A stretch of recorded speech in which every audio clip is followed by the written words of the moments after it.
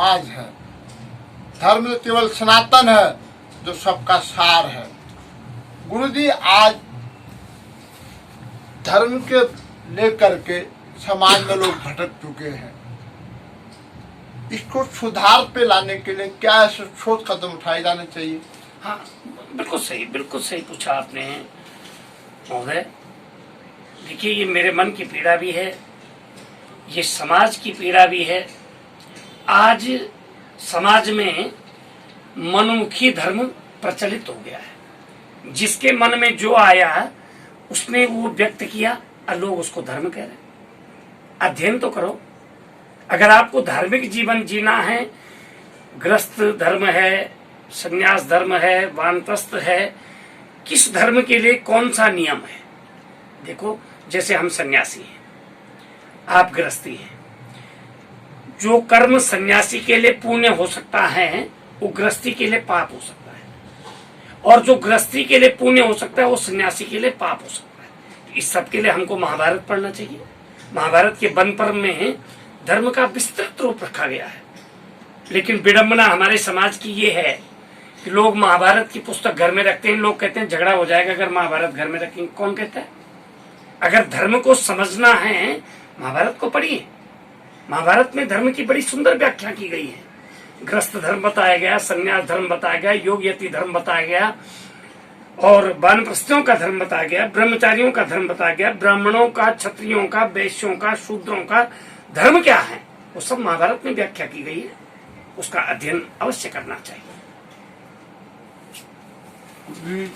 बहुत ही सरल शब्दों में आप हमारे दर्शकों को बता रहे हैं, मगर देश में आज एक बहुत गंभीर समस्या उत्पन्न हो गई है जिसको हम जातिवाद भी कहते हैं। जातिवाद देश से एक जहर बनता जा रहा है। ये जहर कब खत्म होगा, कैसे खत्म होगा, जो सनातन धर्म के माध्यम से आप बताएं। संपादक महोदय, पहली बात तो ये है कि जातिवाद सनातन धर्म ने पैदा नहीं किया। सनातन धर्म ने वर्ण व्यवस्था पैदा की। सनातन ने वर्ण दिए, 4 वर्ण बनाए, ब्राह्मण, क्षत्रिय, वैश्य और शूद्र। एक काल पुरुष है, उस काल पुरुष का ब्राह्मणस्य मुखमासीत, वेद कहता है कि ब्राह्मण उस काल पुरुष का मुख है। उस सनातन पुरुष का मुख ब्राह्मण, उसका जो बाह है वो राजपूत, उसके जो पेट का भाग है, उरु का भाग है वो वाणिया, और उसका जो पैरों का भाग है वो शूद्र है। अब ये कैसे हो सकता है कि अगर मुख ठीक है और पैर ना हो, कैसे चलेगा? पैर है और हाथ ना हो, कैसे चलेगा? इसका मतलब है कि चारों वर्ण एक दूसरे के पूरक थे। रही बात जातिवाद की, ये जातिवाद तो मेरे अनुसार ये राजनीतिज्ञों ने पैदा किया हुआ भारतवर्ष के अंदर एक भ्रम है। और मैं समस्त जनमानस से निवेदन भी करना चाहता हूं कि जातियों में न भटके। वर्ण जरूर है और वर्ण गुण के अनुसार है।